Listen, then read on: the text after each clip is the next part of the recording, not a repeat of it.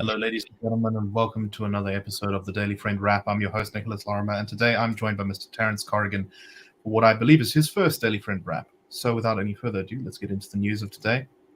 And this has been a story that's been kind of kicking around over the past week, and that is that a skills audit by the Department of Cooperative Governance and Traditional Affairs, COCTA, found that around 300 elected councillors in KwaZulu-Natal cannot read or write. That this has prompted an awful lot of commentary about this. The South African Local Government Association, SALGA, which in my opinion is not exactly the world's most useful organization, but they have issued a statement saying that this is a major cause for concern, and that it means that councils are not able to fully perform their duties because legislation, oversight reports, all of that needs to be read, or at the very least needs to be read to them.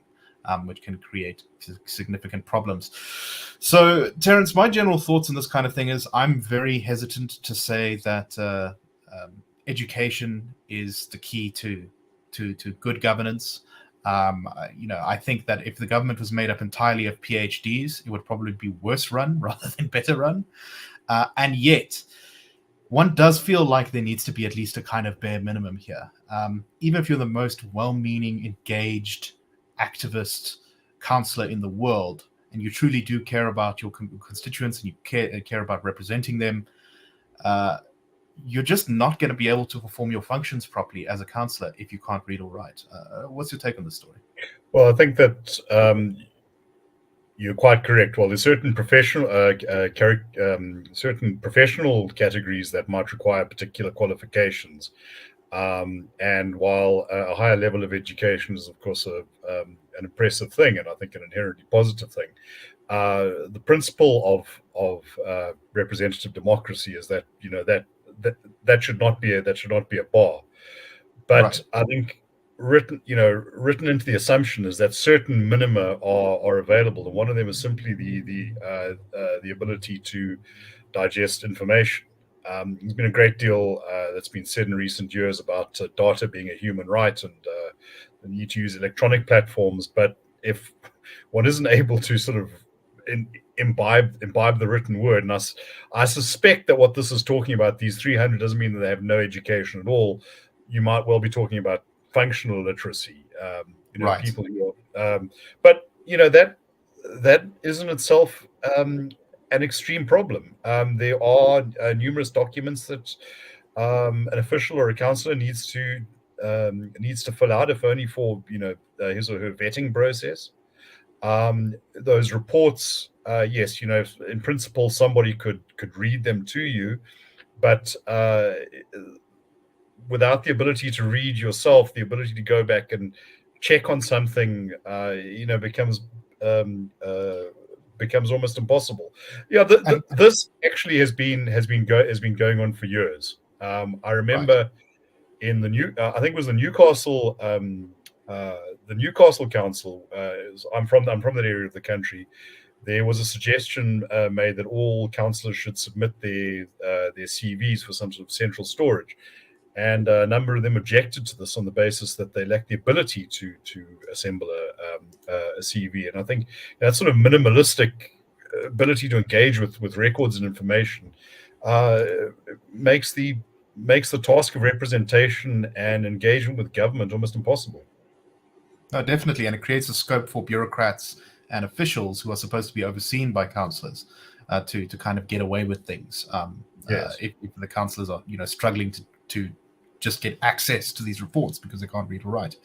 Although it's interesting that you mentioned Newcastle, because despite what you just talked about, there's actually a good news story coming out of Newcastle, which is that despite owing in 2019 Eskom 320 million rand in debt, which caused the town to be cut off from electricity for a while, as Eskom was punishing them for not paying their bills.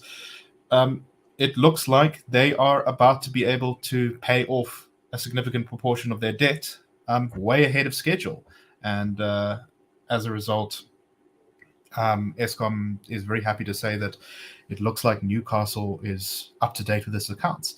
This is rare, particularly for a rural municipality in South Africa. So I think this is pretty good news. And now I will admit that I'm not 100% up to date on what the latest is in the political composition of Newcastle. But as far as I understand it, at least until recently, um, and may still be the case, is an anti-ANC coalition consisting of a number of parties, the IFP being the largest one, as well as a group called Team Sugar, who I think are local to that part of KZN, the DA, Action SA, and Freedom Front Plus. So, Terence, what do you make of this? Well, I'm not au fait with the local politics of Newcastle either. I haven't been that way for quite some time. But what I can say is that Newcastle is a kind of is what you call a secondary city. It does have a rate space. It does have some industry. I know there were big steelworks there. It has some very good educational institutions. In other words, the kind of anchor node that can actually be quite viable and should be viable. It's those places that we actually need to succeed in an area where there are otherwise very few opportunities. And as urbanization happens, you would hope that a good part of it is taken up by those smaller cities, so that stress isn't placed on a handful of very large ones. That being said, I do think it's a reminder that digging ourselves out of these holes is not impossible. There are of course certain municipalities which I just think for reasons of design and or a poor design or lack of any real opportunities, and also raw venality and incompetence are not viable. But something like Newcastle is and should be. Now, when I drove through Standerton a couple of years ago, I was stunned at the level of deterioration. Standerton is also one of those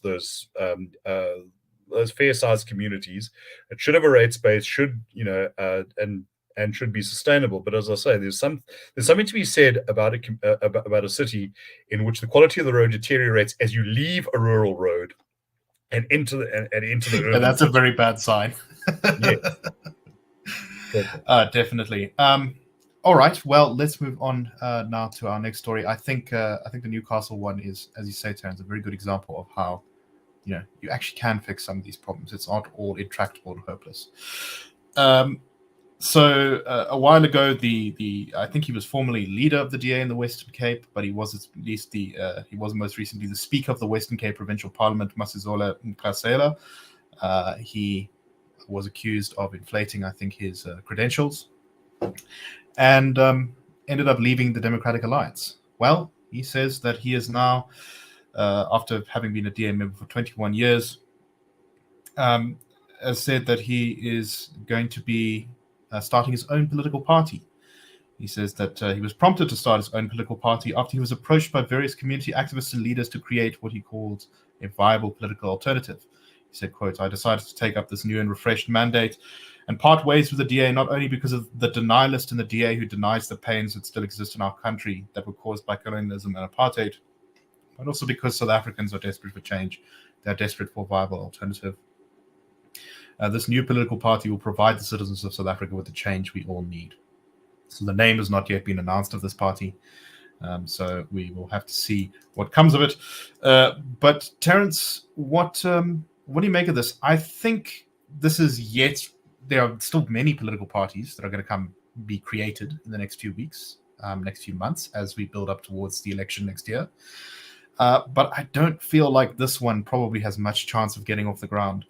Nkosela is not that well known, I think, across the country. And it's not clear what this party offers that's different from what's already on the table. I don't know. Do you agree? No. Look, I think that the splinters from the DA are an interesting phenomenon for two reasons. First of all, they do point to the inevitable stresses that have been experienced by a party that's grown quite significantly over a decade, and then suffered its first major setback. The ANC, but secondly, it shows that the default position, from the 1990s into the 2000s, which was to decamp over to the ANC, is no longer seen as attractive. So now the idea seems to be to carve one's opposition, one's niche in the opposition, perhaps hoping to cannibalize from a constituency within the DA, maybe pick up from, a little bit from around the fringes. I think in a strictly mercenary sense, remember all a political entrepreneur needs to do is to achieve a quarter of a percentage point to get into parliament. We've seen that this is possible, but once again, I'm not sure that these that the sort of flurry of groups that have been constituted around an individual. We've seen this going back into the 1990s. Really offer much of an alternative or an attractive prospect. We've seen Bongani Baloyi in Gauteng, but as you were saying before the show, he could at least call on his experience as a mayor. Perhaps that stands him in good stead. His Tsuluva organization. I think that groups like BOSA and Rise Mzansi seem to be trying to form parties that extend beyond the personalities of their leaders, even though I think they are trying to ride certain personalized appeals. I would place my money at this point on those sort of groups. Although I do think we are going to see an interesting battle of wills, or at least battle of claims over who really has mopped up the sort of independent constituency. These civic leaders and civic activists who are yearning for an alternative that seems to feature in a lot of the new party programs. And judging by what the latest has said, this also seems to be his pitch. Indeed, and we'll have to see how that pans out. I think it's going to be an interesting space, and it's going to create yet another component of what might potentially be an anti-ANC coalition going into post 2024. Although we'll have to see. Or a complicating factor. Or a complicating factor too. Yeah, yes. When it's two or three big organizations working together, that is easier than when there's 9 or 10 small. As we've seen in all the municipalities around the country already. Anyway, that's all the time we have for today. So that's a wrap, and we'll see you tomorrow on the Daily Friend Show. Cheers, everyone. Bye-bye.